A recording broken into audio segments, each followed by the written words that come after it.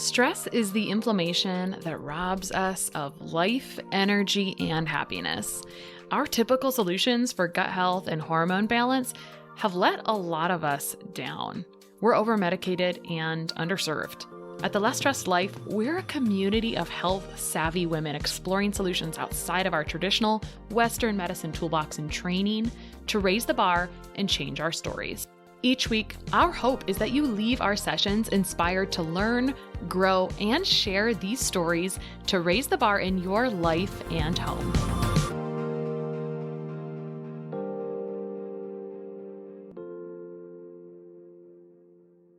All right, today on The Less Stressed Life, I am joined once again by my co-pilot in practice, the other RD, that works behind the scenes with clients. She and I share our client loads.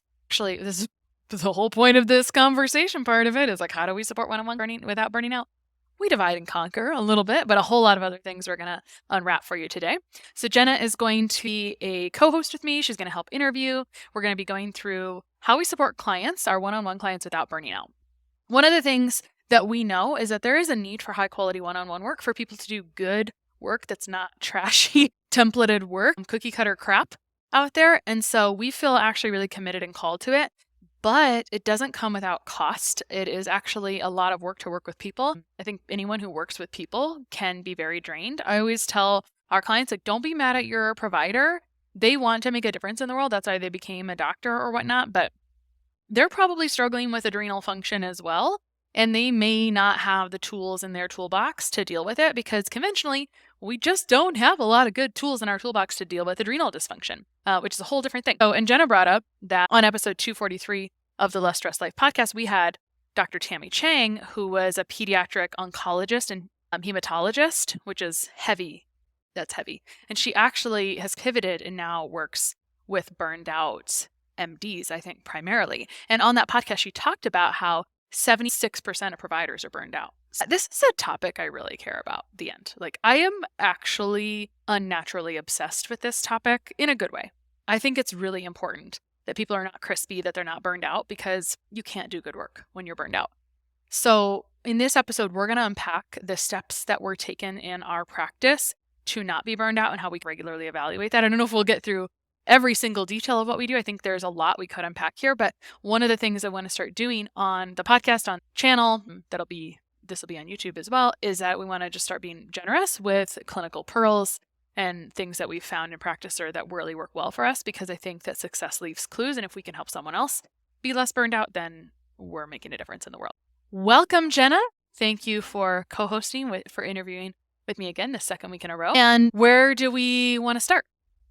Yeah, so maybe you could talk about, because you were just sharing with me a message you got from another clinician just wanting to chat about burnout and even just working with clients, what that can sometimes lead. Yeah, for sure. And part of, I would say this just made this episode feel even more necessary. Last week, we announced something that I've been wanting to do and practicing to do for years, which is host retreats. I think retreats are an essential piece, and this episode is not about that. But I think retreats are an essential part of not being burned out personally. Retreats are just a place where you go away, reset, reconnect, and there's different outcomes for each retreat. I've hosted a ton of different types of them. So I'm really excited about doing this wellness retreat for women who like good food and adventure. But also there's a big mix of nervous system stuff in there. And I had another clinician reach out to me and I asked her what she wanted to get out of the retreat. And she said, I want to learn how to like people again. And there were several other things she said, and part of my practice feels stuck in helping people understand the connection between stored emotion and disease.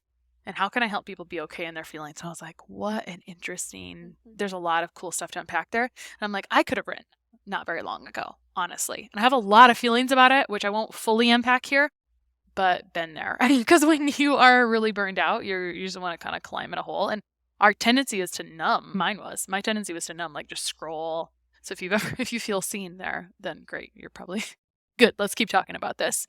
One thing I would say for her is the farther you get along in health stuff or health care, I feel, the more you realize that stress is such a big piece of it, which is why it's so serendipitous and weird that I named the podcast back in 2017, The Less Stressed Life. I was just using a word that was a synonym for inflammation. And how did I know that it was going to come so full circle in so many different ways, right? And we'll talk about what that means, like how we incorporate stress and nervous system stuff in the practice because it's like we can fill in the mineral depletions all we want, which we talked about on the last episode. But if you don't correct how you're running on cortisol, then it actually doesn't shift that much and you just have to keep doing it forever. It sucks. It's like a thing that has to click inside. So one thing I said to her is there is a point where it's like you have to decide is this in my scope of practice? And is it my responsibility to take care of someone's nervous system for them? And that's not a cop out. It's just like sometimes you have to be okay with what you can provide to people and what you are not providing to people at this time, even if you want to grow. And that's actually where I am, is I have tools I use for nervous system in my practice. I don't have everything. I wasn't trained in that way initially, right? I find so much fulfillment in the things we do for nervous system, and we'll talk more about that. But I don't have every tool in the toolbox, and that's okay. Because there's a lot, and most of them aren't regulated, meaning not like nervous system regulation. It's like when we think about our nervous system, the thing we're most familiar with is I'm going to go to therapy. I'm going to go to talk therapy. Like this is what people are common. Like it's like, yep, I recognize it. It's almost like blood work when we talk about labs. It's like, yep, I understand blood work, right? People understand therapy, but there's actually a lot of other tools and modalities. However, and I'm not saying it should be regulated. It's kind of Wild West. Like you don't know if you're going to go see someone and that modality is going to work. Or it's like our last episode we talked about, I can tell you what test I use, but there's also a kind of a disservice to doing that because sometimes people go order the test and then they're not really having it interpreted right. And I was having this conversation with someone a guest I'm having come in to do some coaching with our clients. And she does a type of modality and people can go do like pretend certification. Well, whatever. They can do these certifications for like $10 online. That's not the same as someone who's gone to do like over a month, much more than a month of in-person training and now trains clinicians, right? So there's kind of a Wild West aspect. And so I can't unwrap all of those pieces. But what's cool is one beautiful thing is we have longer term, maybe that's something we should jump into next. We have a midterm, long-term, like we don't have a really short-term relationship with clients. They're not going to come in and have one appointment with us and be over. That's just not how we function because everyone knows that doesn't work. And so we have at least enough of a relationship with our clients so we can have conversations like this, which is the beautiful thing. Because usually this isn't going to come up on the first or second. If the conversation is, I want to help someone understand the connection between emotions stored in the body, that may not come up on the first or second consult, at least not the way we operate, because we're usually like jumping into labs. But it may come up in other conversations. It may come up in some of the other touch points we do with clients and may come up later on when I see them. I'm like, hey, have you thought about this thing? Let me show you this chart and how this can be. And how do you feel about that? What do you think about? Like, what do you think or what do you feel about that? Are you open to that? I know that I'm not really the person who's going to help you necessarily move that out of the body. I do technically, one of the modalities we use can move emotions, but I'm not going to pretend to be an all moving person at this point. So I don't know if that helped, but that was the message I got last week that just reminded me that we're all dealing with the same stuff in our practice and we have more in common than we do apart. Definitely. Or than we don't.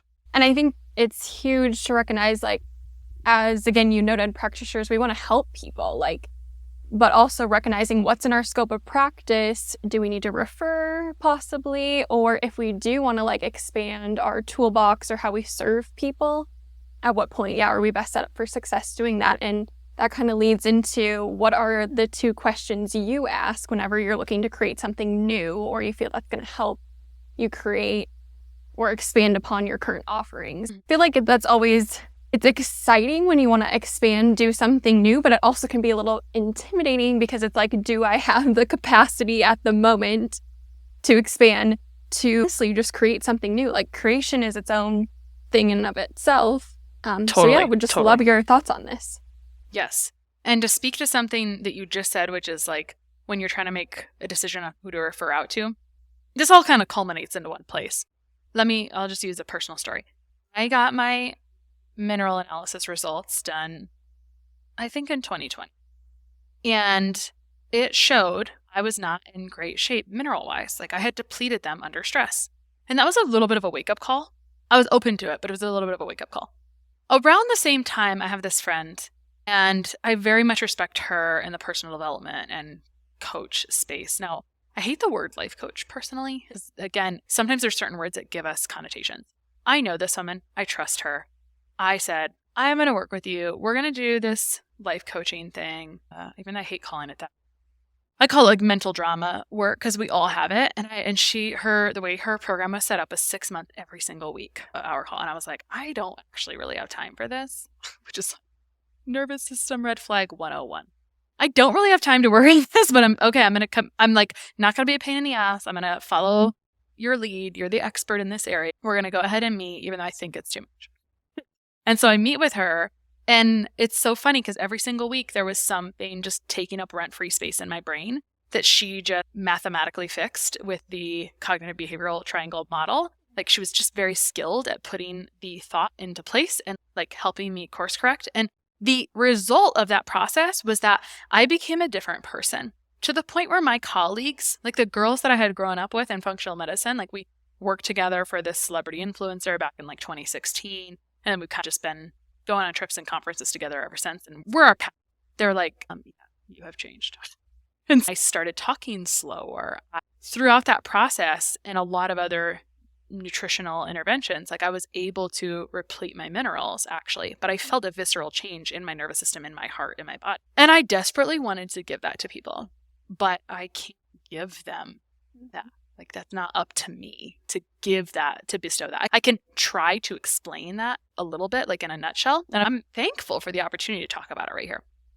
But I can explain it to them. But in transparency, I can't refer, she's not the right fit for everyone, right? Mm-hmm. And it was $10,000 to work with her. That's not accessible to a lot of people. And to be honest, it like also gave me a slight coronary, right? At the time, right? And so it's, I mean, and it's all fine and dandy and whatever. But my is like, it's hard to know who to refer to. So sometimes I would bring these experts into my practice and have them do guesting sessions with my clients. But referring people to other good clinicians to help them with nervous system work is still an area of opportunity for us to where I don't have the absolute robust referral network. Like I don't have someone I can refer every single person to. So your question was, if we're going to create something, what are the 2 questions we asked? And to be honest, these questions came out of my work with this coach. She actually only asked me the first. I talked about this on the interview with Nick Paggs about last month, which was like the power of good questions. I shared this story a little bit. But essentially, I remember as we do in business, let me tell you the problem. I'm working all the time. I'm like burning out. I love serving my clients in this way, but this isn't sustainable. Like there is like a clear burnout path and I'm headed right to it, right? I love these people, but I'm crispy and then I don't show up well for my family, right? And I guarantee that people should be able to resonate with this sentiment. Yep. I guarantee it. It's a common situation. It's like you can do only so much. You can only see so much one-on-one and deeply pour out before you must refill the cup, right? And so that's really a conundrum because it's how do you serve people without burning out, without just dramatically reducing the caseload, whatever. So we were trying to figure out how do I refigure this to still give people great results without being burned out. And so the 2 questions, I remember we were like coming up with, how do I do this thing? And then she said, oh, I see the problem here. She said, it's that you don't think that XYZ thing that you're working on has value. Your only job is to come up with, if I have this person with this problem, what is the absolute best way to serve them? That's all you have to do. And it was like a light bulb went off because I work, like my brain likes a game, and understanding thyself is a magical thing in life. Like I know that I thrive on understanding, like making it a game and like let me accomplish something, let me like hit a level. So when she did that, it unlocked something massive inside me. I was like, perfect. I know exactly how to do that. Like if I want people to correct their food sensitivities, which is actually what I really care about, is like not over restricting, not enjoying life, enjoying food, and just enjoying your life, the end, right? Without being all stressed out about your health and nutrition and food. If I know I want people to correct their food sensitivities without unnecessary restriction and improve their energy, which I feel like were like the main things that people were coming for underneath everything else. Like even if you're coming from eczema, you might be coming in and saying like having issues around food stuff, right? So I knew I wanted to correct those things. And all I had to do was come up with like the exact way I would do that if someone walked in the door and had that issue. Even though there's nuance and variables, right? Like we talked about that last episode, like, oh, we might use stool testing, we might do this. A lot of it you still like suss out in one-on-one, right? You come up with, what do I do based on this person? So the question was, how do I serve that person best? And then no, that was the lens. That was really awesome. But then I added a second lens, which was, but doesn't allow us to be burned out. Because if you don't have that second piece, like we have a very natural people-pleasing nature because we don't want to be uncomfortable. People-pleasing is really about not feeling comfortable being uncomfortable, which is pretty much human at the end. And so just being aware of that. So we often are trying to do what we think people want, and we're over anticipating and being anxious about it, versus instead, like, what are they actually coming, like, what is statistically, like factually, when people walk in the door, what are they actually asking you for? And then also, how do you serve them best in that way? And then how do I not be burned out? So the answer to that is different for everybody. And that's fine. Like, I have come up with how we answer that question, or how I think we're answering that question, and we reconsider it all the time. So one nice thing we do is we do stop every quarter and every year, which we're on like year 2 of doing this, and we're in just a bazillion% better place because of it. By stopping to think, to reevaluate, to throw crap out that doesn't matter. Because a lot of times especially in entrepreneurship and as achievers and all the things, really common as you start to learn about stuff, there's a lot of shiny object syndrome and like squirrel brain. And I think Jenna's been a real witness to that for me. And somehow she's still here. And I'm really thankful for that because she's really grounding. Like, we are very different in a beautiful way. It's actually a very beautiful synergistic thing that I didn't even realize for a very long time. Like, it was more recently in the last couple of years. I was like, oh, this is really good. Thank God she fills in all these gaps and deficiencies I have. Important to highlight, though, how even if you're maybe looking to hire and you're expanding your practice, you're not kind of looking for someone who is exactly the same as you overall. Guess how we figured that out? I used to have this practitioner in my business who I love. I absolutely love her. And I had another person, and I don't remember what her whole role is, but she basically did virtual assistant work.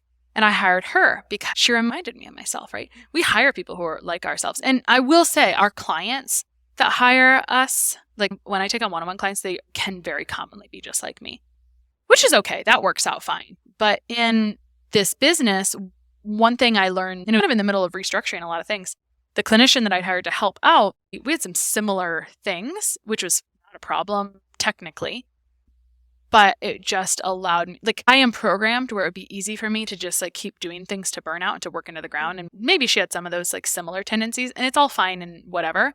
But if you hire someone who's exactly the same as you, then you have all the same positive traits. And so if you can hire someone different, then they can fill in your deficiencies. That's the point, right? So Jenna, I know you're going to ask me a question about this, right? About like, how do our differences actually create a perfect whole, I would say. So I'll give you some examples. If I did one of my favorite exercises, which is write down what's filling my cup and what empties my cup, text responses to messages. I have a ebb and flow energy ability for it. Like, I like it to an extent. But one of the most innocent things that people say that is just not true is, I have a quick question. And I was like, have you ever met me?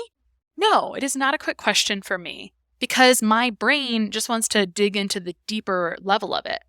And your superficial question, okay, let me give you the dumbest example, but it works, is like, hey, how much vitamin D should I take for my blah, blah, blah? And I'm like, I'm sorry, that is not the question. The question, first of all, is, can we also talk about what would happen if you took vitamin D too long, or the downstream effects and how it needs to be in synergy, and when it would be appropriate to take vitamin D conventionally, functionally, and when it's not appropriate to take vitamin D, et cetera, and like, what's the indication, and maybe what's something you could do better. Do you see how I like spiral out? And that is, and if you don't like that about me, whatever, right? What you get here, right? One of my favorite clients who I've known forever, I remember she wrote something somewhere one time and she said, listen to Christa's podcast. If you like the podcast, you'll probably like working with her. If you don't like the podcast, you may not, right? It was like, there you are, right? It's just, if someone asks me a simple question, for me, it's not a simple response. Unfortunately, it is a little bit of a personality flaw, and I'm okay with it. So I love to have a real conversation with someone because then I can pick up what's useful for them. We can actually have a real conversation. I learned that. I realized this, right, as I was refiguring things. And I realized that I really prefer to talk to people. And so instead of constantly messaging people, I said, hey, I'm going to be available every single week for Q&A if you come and talk about some of these questions. which I can answer some things in Messenger. That's fine. But sometimes it's like, there's a lot more to say here that I would love to share with you. And I would love to like get more feedback as we go. So in short, I am a dialogue person. I know that about myself. I love that about myself. And it's fine. Jenna is totally great with dialogue, but she has a tendency toward messaging, and it's great. And she likes it. It doesn't like make her feel burned out like it makes me feel burned out, because I feel like I can't say everything I want to say in a message necessarily. I mean, in transparency, I've had people misinterpret. Have you ever like sent a text message to someone and it like got misinterpreted? I've absolutely had that in practice where someone misinterpreted, because I'm a black and white gal. So I might just like answer something really quickly and move on. I'm not like really like sweet and like cheerful, and it's not intentional. It's not intentional. It's just like, I'm like, let me answer that and move on. Right. And so people have misinterpreted it that it's like not nice and cheerful. Whereas literally when Jenna writes, it's like nice and cheerful. It's just her personality. It like oozes out into her writing. It's just how it is. So she does really well with messaging stuff, and I like to talk. So to help not be burned out, when people first come into the program, they can access us both in different capacities. But at the very beginning, I might have them message Jenna with certain questions, and I might have them come to me with dialogue questions in weekly Q&A. And again, we'll meet people wherever they are. Not like a hard, fast rule on anything. It's like, we will meet people where they are. The main thing we always say is like, if you need help, ask, please. We're also going to be checking in on you, right? Because we also don't want anyone lost between the cracks. So we can make anything work, but I just try to also share with clients like, hey, this is how I really love to serve you. And this is the best way for me not to lose a question. And this is the best way. There's like the way to get the best version of me. And I just am really honest about that, because I also want people to realize that there's plenty of clinicians out there that are burned out. And so that can affect their experiences that they have with practitioners. And I will say, a couple of years ago, I mean, you heard my mineral results in 2020 were not in a good place. So before 2020, I would say like I was a more burned out clinician back then. As we continue in practice, I have longer term, just friendly relationships with my clients that I maybe didn't even have prior to 2020, because I had to have such boundaries, because I just had too much right on the plate. And somehow, and we've shifted it now where it's like, we just don't have that issue, and we have clear boundaries that don't feel bad at all. So did I cover that, do you think? Yeah. And I think it'd be cool to cover too. So one thing we change up, or not even the cadence, but who sees who during what client call. So initially right away, we're reviewing labs. I love the details, like organizing your notes so you can I don't even know how I would describe it, just quickly interpret your labs, get the key takeaways, that sort of thing, get you started with your protocol. Whereas your strength just falls in checking in with people, highlighting those key takeaways. So I don't know if you want to add more in regards to that, but I think that's for sure. Been very serving. Yeah, because we talked about this in the last episode where we use mineral analysis. So most of the time, not every time, because people are unique individuals, so we change it if we need to, but a lot of the time, the first appointment's going to be stool test, because it makes the most sense. There's a lot of reasons for that. We are predictably know when it's going to come back, etc. And that's actually the first step of integrative process, is correcting the imbalances. The second step is really repleting nutrients technically. So we personally do HTMA repletion second. And also there's just a lot there. And we can always like, sometimes if we have that information earlier, or I can just see between the lines and don't even need to see the text, I may start people on that support. So there's lots of ways to like make sure you're filling in gaps as soon as possible. Because remember, we like to be efficient. Like, I don't like to waste any time. Let me just like attempt to get you feeling better as fast as possible. But all that to say, Jenna actually does a better job in reviewing those labs, because you know what? My personality is, if I've done something a zillion times, I just may not find joy in it anymore. And so I have reviewed the labs a ton of times. So I bring a lot of nice clinical expertise to the lab. So when Jenna and I round on a weekly basis about clients, and if she has any thoughts, or like we riff off each other, like, hey, or we might want to just talk through one if it didn't come out the way we think. We may just like make sure we're aligned on the plan. So I have clinical expertise, but Jenna's actually going to do a better job going through the lab. And I think you'll see this. I think people have this experience with their providers. Let's pretend you go to a doctor and he sees 15 to 25 people that day. Do you think he has time to go through every detail of your lab? Absolutely not. And if he is, he's a unicorn, and bless him or her, right? Like, thank God. But if you've gotten really good at doing something for so long, you may tend to mentally stop being as detailed, because you feel, for me, I feel like I repeat myself. And my clients probably have heard me say that. Like sometimes in group calls, I'm like, not sure if I've already told you this, or I'm not sure if I'm repeating myself, because I feel a little bit repetitive sometimes, which is why I always enjoy high-level questions. Like if someone has done a little bit of some work before they get, because we give people a lot of ways that they can learn stuff. Let's pretend you're a really busy person. You don't really have time to get into all the material. Whatever. We'll meet you where you are. You're going to get results. It's all fine and dandy. And then I've got some people who want to know everything. We've also got just like the perfect thing for them too, because like I've got the deep level stuff. So if people go through the deep level stuff, they start to ask higher quality questions. And I just mean like they already get the basics. So now they can ask fancier, higher quality questions. And I just think they get a lot more out of working together. But back to your point, I literally said to someone the other day, she was like, well, I say this all the time, actually. They're like, hey, are my blah, blah, blah results ready? And sometimes we have people who have they have like a follow-up HTMA for some reason.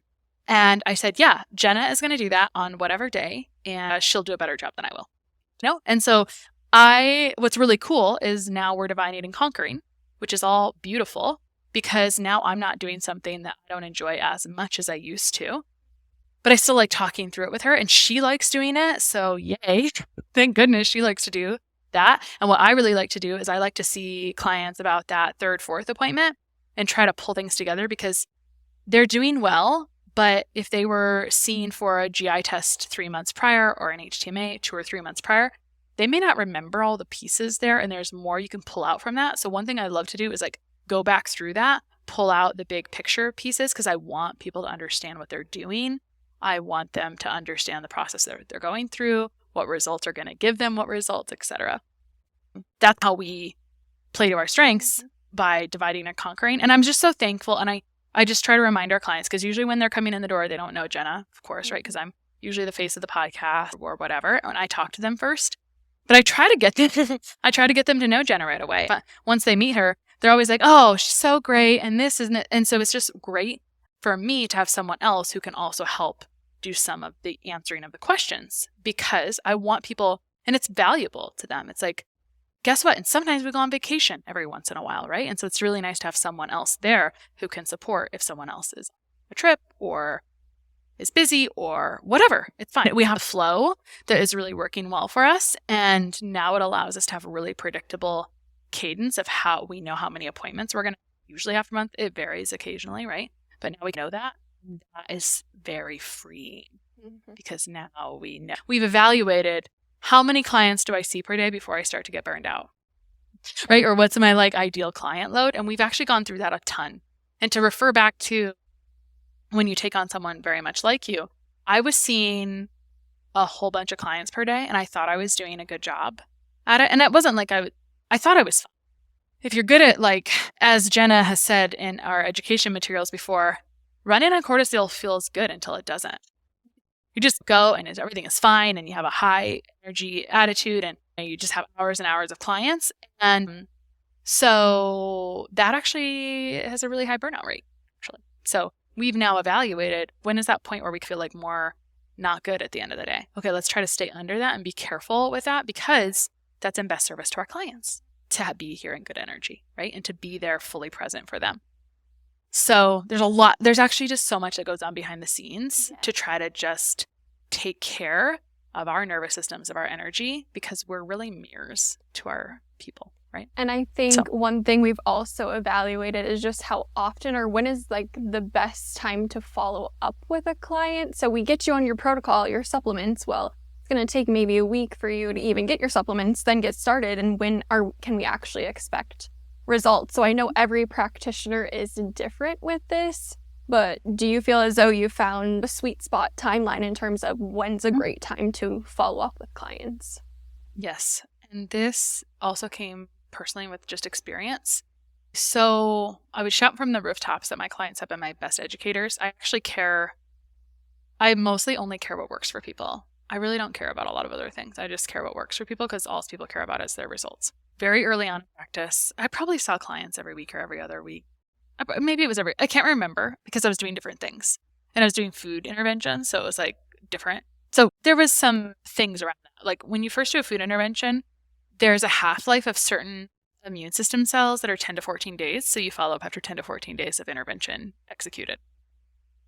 I learned through a lot of experience and literally just seeing the common denominators in client after client that once you start a GI protocol, usually you start to see GI changes and some other changes 2 to 3 weeks after they get to the full protocol. Almost always. In fact, very easy takeaway here is that 3 weeks of an effective change is usually long enough. This is why I'm horrified when people have been on the same protocol for 6 months without any change. When they come in from someone else, I'm like, oh gosh, who thought this was a good idea? If something's not working, why would you just keep doing it the same way? So I find that 3 weeks is a pretty good sweet spot. 2 to 3 weeks, depending on the change. I've actually written up an entire spreadsheet for our clients to say, because expectations, clear expectations solve a lot of problems. Pretty much the end. The only reason people ever get annoyed is unclear, they have a mismatch of expectations on reality. And so to solve that problem, I've created a whole thing where it's this is usually when you would see these changes. This is usually when you see this changes. Here are the exceptions to that rule. And so it gives them a little bit more of a mathematical evaluation so they can also feel good. And sometimes people come in, just last week, someone's like, hey, can you let me know where I am on this timeline? I was like, you are fine. And I went, obviously the answer was 1,000 times longer than that. But I went through a lot of variability in her case and said, don't worry, I will let you know if you're off timeline. I am very interested in it. You can detach from the timeline. I will stay on top of your timeline. But all that to say, what is the right interval? Usually 2 to 3 weeks for an intervention to see the change. But like you said, it can take people a while to get supplements. Mm-hmm. Now we've been able to expand to support several countries internationally, which is, it's hard, to be honest. It's more challenging for us, and that's why we didn't do it for a long time, and we didn't have the ability, we didn't have the things. Now things are getting easier to get to people, but you still deal with shipping stuff. We are following at 1 month intervals. Typically, me personally, if people get to 6 weeks, I'm like, there is way too many changes. Mm-hmm. It's too long for me. I don't like it. But every client is different, and some people are really on top of getting their stuff and getting onboarded, and some are not. And we don't penalize people. We just say, okay, well, this is normally when we'd see these changes, or we'll just try to support them. Again, we just try to meet people wherever they are. So we do 1 month intervals. Sometimes I think 3 weeks would be even better. And then sometimes Jenna schedules it at 5 weeks because we know we base it around when are we going to have this lab back to review and that. And we try to just set up all of those expectations again before it's like, here's what we're trying to get to before the next appointment. Because in our one-on-one appointments, we don't just do like education stuff. We're usually changing the intervention. We're changing the thing. So it's basically, when can you change the thing so we can see the next level of intervention and change, right? And what's a normal time for us to be able to follow up to see those changes? So I attempt to put into our notes as much as possible. Here's when you can probably expect to see a change from that, right? And there's variables, right? If you're super depleted, it can vary it a little bit. I'm going to add even what I've found to be a game changer when we're talking about like seeing clients, prepping notes. This is out of left field, but just having something as basic as note templates, or I have like this protocol reference document, like saves you so much time in terms of prep. So even that little factor, even those little things that you do over and over, can be huge for just preventing the burnout of typing up the same thing over and over again overall. And what's wonderful, so Jenna's a very good, again, she just has her own strengths. And I remember, this reminds me of when you were like, can we write this down? Because I was shooting from like my brain all the time. I was like, well, I feel like using this for this person, and this feels like this would work really well. And she's like, can we write this down so I can utilize this, or like have your brain on some paper or those things? So it's like, yeah, for this type of case, this and this might work really nicely or whatever. And there's a lot of variables there, but I appreciate that she's done a really good job on data collection and data mining so that it makes her life easier and then my life easier. Because, I mean, for sure, I get sick of typing out the same crap. And then I'm like, wait a second, I've typed this out like 10 times in the last couple of weeks. Like, we need to like write it down, and I need to be able to copy paste it and then edit it. Because it can be a lot of stuff I have to write out. And then I want to have more time to talk to the person, not writing a bunch of crap out. And I think people can misinterpret that as that, oh, then it's this cookie cutter protocol you're sharing with everyone. No, we are completely like customizing everything, but it's just that, again, that same thing you would type up over and over. for example, there's a thing that's like under supplements, and it's like generally start a dose and a different product daily, one at a time, generally, right? Like, and then go up to full dose. Because if you just throw everything all in at once, so chaos can ensue. And so every single person needs to know that. So that, yes, is in a template. But protocol-wise, it's like there's a mix and match of things regardless. So definitely still customized, because like different things for different markers. And then it's always a game of what's the minimum of things I can put you on that gives us the maximum results. It's the game, and I enjoy the game. So here we are doing the game. So Awesome. Well, I feel that sums up everything we're going to talk about, at least today, but I feel honestly this could have like a part 2, or even not even diving into the aspect of, as a practitioner, we find it so important to support our own nervous systems, but then also to support the client's nervous system to see progress, and they can have, just sooner successes is ultimately what we've been seeing. Yeah. I will offer a couple moments about that, just a little bit. I would say, so big picture, we want to impact people's immune systems because people want to reduce their inflammation in a variety of ways that may express like skin issues. It may express like gut issues. It may express like fluctuating inflammatory water weight. It may look like low energy, right? Those are signs of some signs of inflammation, right? So if you want to improve inflammation, you need to improve the immune system. If you want to improve the immune system, you need to improve the things that talk to the immune system. There's lots of things that talk to the immune system, or that inform, I like to say inform the immune system. But the two major arms we spend a lot of space in is one half of the arm is nervous system and the other half is nutrition. And underneath the nutrition umbrella is gut imbalances and toxic burden and nutrient repletion and all that. But the other piece is nervous system. So we start that conversation immediately with clients. And there's a lot of reasons for that. You can totally reduce food sensitivities by just doing nervous system stuff first. I occasionally, every once in a while, I meet someone and I don't take them. I'm like, I want you to start doing it. You go do this. And then you can come back if you want. And I've had people email me like, I am a lot better. Thank you for saying that. Thank you for forcing me, like not allowing me to step into this place. So we do that. And then one thing I did about a year ago, and I'll just talk about this really briefly, and that could be part of follow-up. We could do a whole episode on nervous system stuff we do with clients and why we do that. Because there's going to be more to come, 100%. One thing I do is have guests come in, but I decided I really like facilitating breath work for my clients, and you might have your own connotations around. I got tricked into doing breath work at an entrepreneur retreat one time, and the beautiful thing about it is it allows you to be the own expert here. And I hope this came into play here.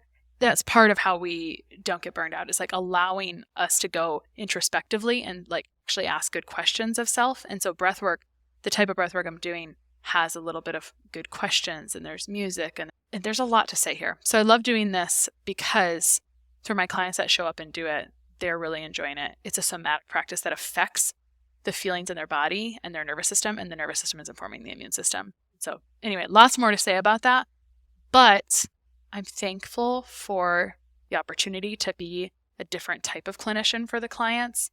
It's fun. It's a very different hat to wear, a very different seat to sit in, and it feels really beautiful. It feels really great. It feels really, I want to just share, I had a client a few weeks ago, and she said she went to the first session. She came in and she'd done breath work before. And she said she wasn't really expecting anything, which is perfect. Come in without expectation of yourself, right? But just be open. And she came in and she had this takeaway that she really felt like she needed to work on a relationship with someone in her family. And she wanted to go on retreat with this person in the family. And then I saw her a few weeks later and she said, I couldn't find a proper retreat, so I created one. And so today I'm coming to breathwork to help me get insight on this event that I've created. And I'm like, yes, I'm so happy. Like it brought me, it's just really cool because it's a very different outcome and it's just very fun. So another day, Jenna, we will talk about nervous system modalities, how they came to be in the less stress life